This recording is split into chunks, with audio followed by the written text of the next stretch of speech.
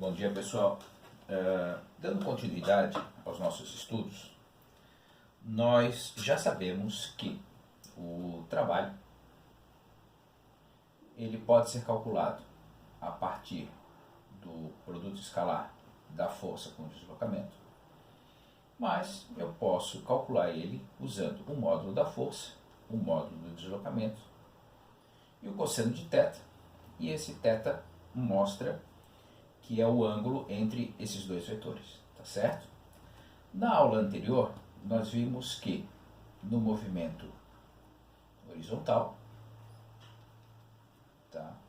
E, por exemplo, o deslocamento poderia ser para a direita. Quando a gente vai calcular, por exemplo, o trabalho da força gravitacional nesse momento, esse trabalho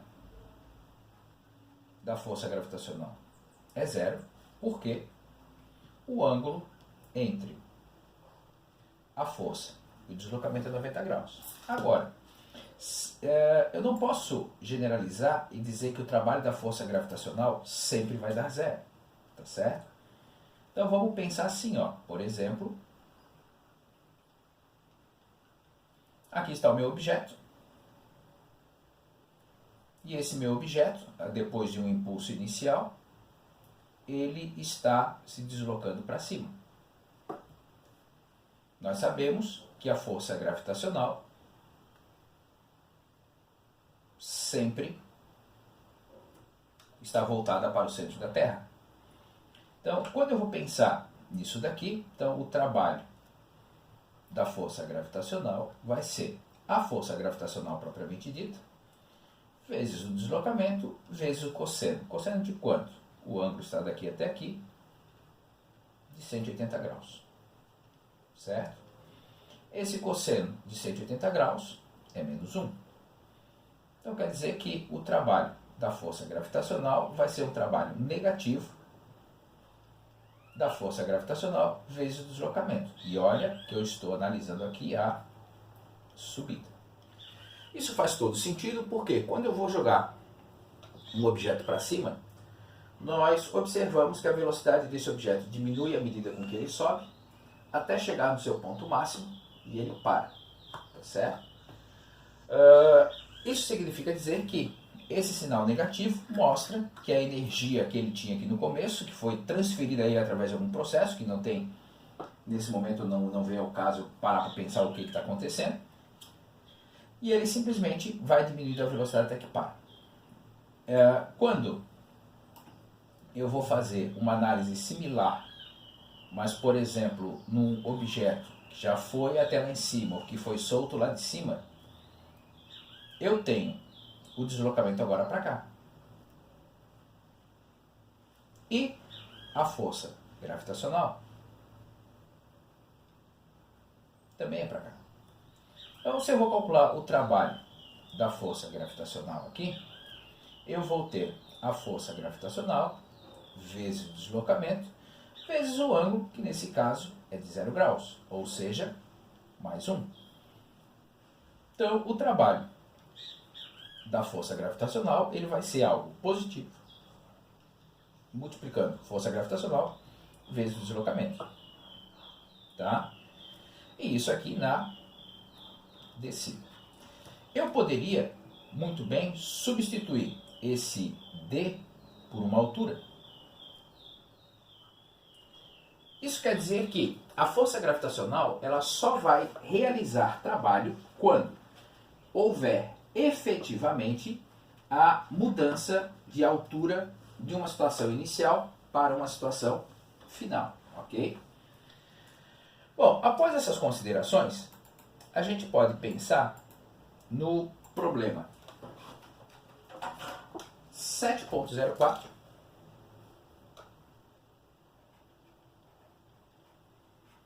que está lá na página 156, tá certo?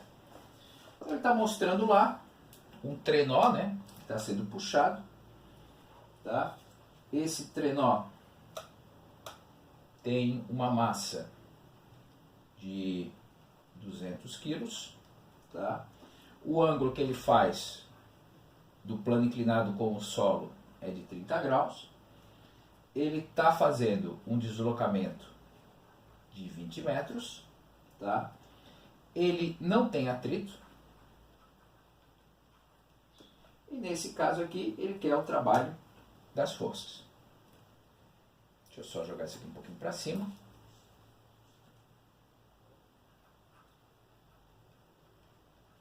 E ele diz que não existe variação de energia cinética. Tá? Ou seja, ele está com velocidade constante ao longo de todo o processo. Tá? Estou tentando só fazer um desenho dessa situação. Aqui está o meu plano inclinado. Ok? Aqui está o meu ângulo de 30 graus. Aqui está o meu trenó. Eu tenho para cá a tração com a qual está sendo puxada lá pela rena, tá certo? Eu tenho para cá a minha força gravitacional, tá?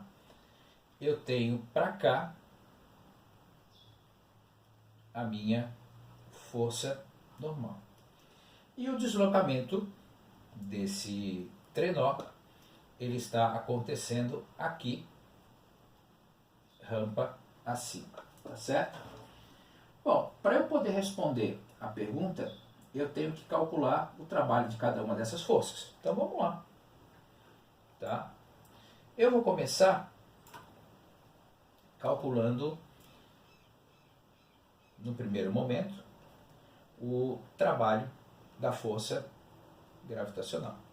Então vai ter que ser a força gravitacional vezes o deslocamento vezes o cosseno do ângulo. Bom, qual ângulo? O ângulo em questão aqui é daqui até aqui, certo? Bom, então vamos tentar organizar assim. Aqui eu tenho 90 graus, esse ângulo aqui é exatamente igual a esse, então quer dizer que o cosseno aqui é de 120 graus. Quando eu faço essa consideração e substituo os valores, então o trabalho da força gravitacional vai ser a força gravitacional, que é a massa, vezes a aceleração gravitacional, o deslocamento, 20 metros, e o cosseno de 120 graus, menos 0,5. Tá? Quando você faz esses cálculos, o trabalho da força gravitacional, ele vai dar menos 1,96 vezes 10 na quarta joules. Tá certo? Então quer dizer que ele acaba gastando energia nessa subida. Bom, o outro trabalho que eu preciso calcular é o trabalho da força normal. Então vai ficar força normal vezes deslocamento vezes o cosseno do ângulo. Bom, então vamos baixar aqui e vamos lá ver. Bom, o deslocamento é para cá, a força normal é para cá, ou seja, eu tenho aqui um ângulo de 90 graus. Bom, e nós já vimos que quando o ângulo é correspondente a 90 graus, eu não tenho a realização de trabalho. Tá? Então o trabalho da força normal vai ser zero. Temos ainda a última força, a força de tração. Então eu tenho que calcular o trabalho da tração. Então seria tração vezes deslocamento vezes o cosseno do ângulo. Bom, o cosseno do ângulo aqui é 0 graus. Vamos lá analisar o meu desenho. Tá? Tração para lá, deslocamento para cá, está tudo certo. Entretanto, eu não sei quanto é que vale essa tração. Então quer dizer que esse daqui não é o caminho adequado para que eu possa chegar na solução do meu problema. Mas ele me disse o seguinte, olha, o trabalho da força resultante é igual à variação da energia cinética, e a variação da energia cinética é zero. Foi um dos dados desse meu problema. Bom, então vamos lá pensar. Então eu tenho o trabalho da força gravitacional, eu tenho o trabalho da tração, eu tenho o trabalho da força normal. São as três forças que atuam. Isso tem que dar zero. Já vimos que isso aqui é zero, então quer dizer que o trabalho da tração vai ter que ser igual a menos o trabalho da força gravitacional. Nós acabamos de ver ali em cima que o trabalho da força gravitacional vale menos 1,96 vezes 10 na 4 joules. Tá? Então, nesse caso aqui, o trabalho da força de tração vai fechar mais 1,96 vezes 10 na 4 joules. Pois bem, o que significa isso? Significa dizer que toda a energia que está sendo consumida pela força gravitacional, já que é uma subida, ela está sendo compensada pela energia que a força de tração, no caso a rena, está produzindo para poder subir. Então, no caso, como uma é exatamente igual à outra, eu não tenho alteração no valor da velocidade. Dessa forma, o que a gente observa é que a velocidade se mantém constante, certo? Bom, o próximo exercício que eu quero resolver com vocês, pensar com vocês, é o exemplo 7.05, que está na página 157. Tá? Bom, o exercício 7.05 da página 157, ele está dizendo que um elevador de massa 500 kg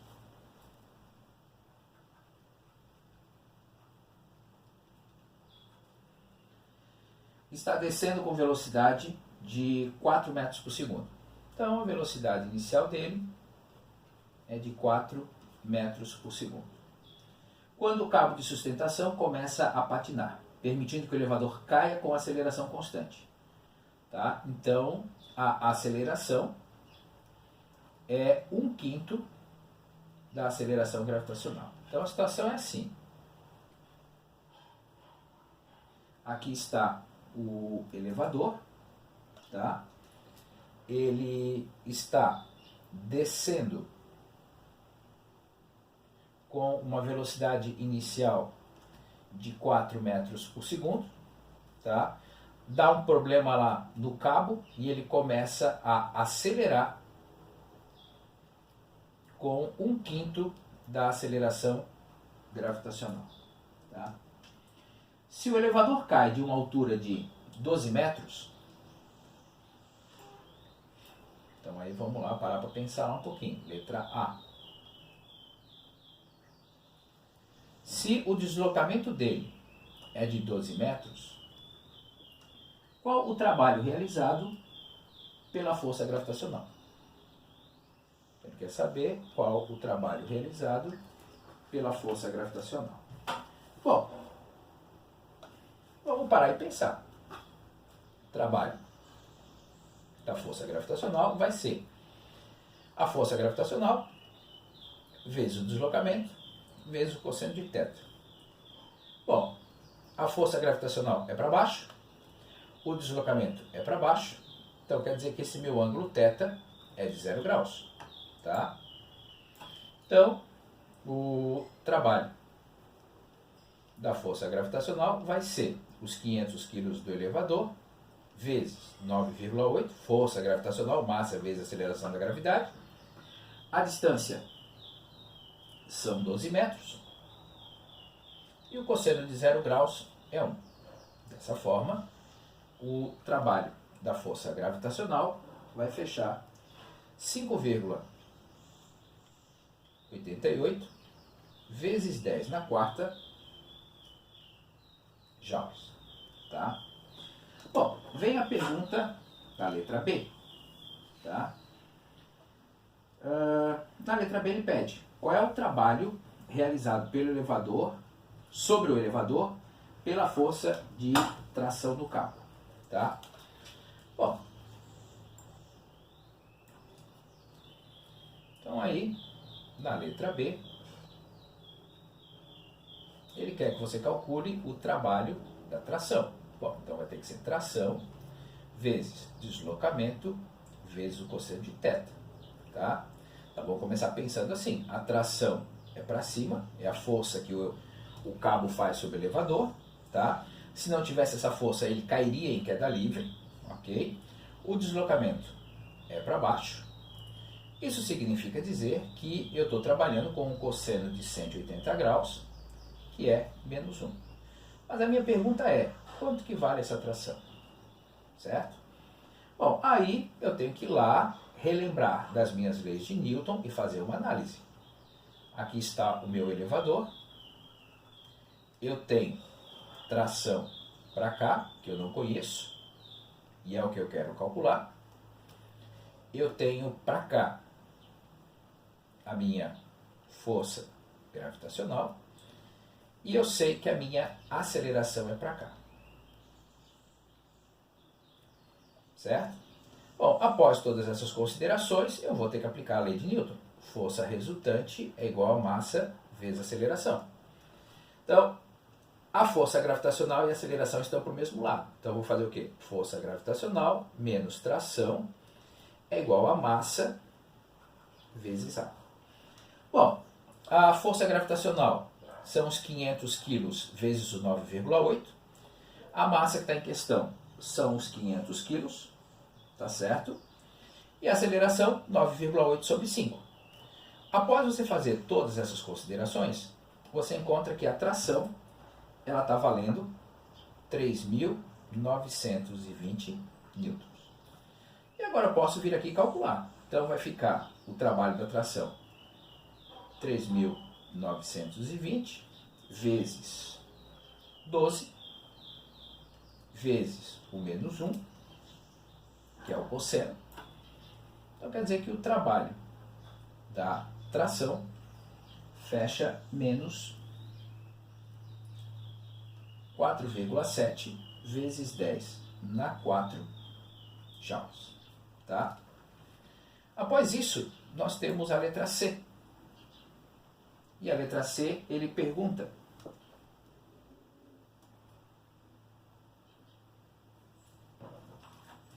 qual o trabalho realizado sobre o elevador durante a queda? Bom, o trabalho realizado pelo elevador vai ser o trabalho da força gravitacional mais o trabalho da força de tração. Tá? O trabalho da força gravitacional, 5,88 vezes 10 na 4. O trabalho da tração, menos 4,7 vezes 10 na 4. Ou seja, eu tenho um resultado de 1,18 vezes 10 na 4 joules. Tá certo? E por último, a letra D. A pergunta dele: qual a energia cinética do elevador ao final da queda? Bom, ele quer saber energia cinética final.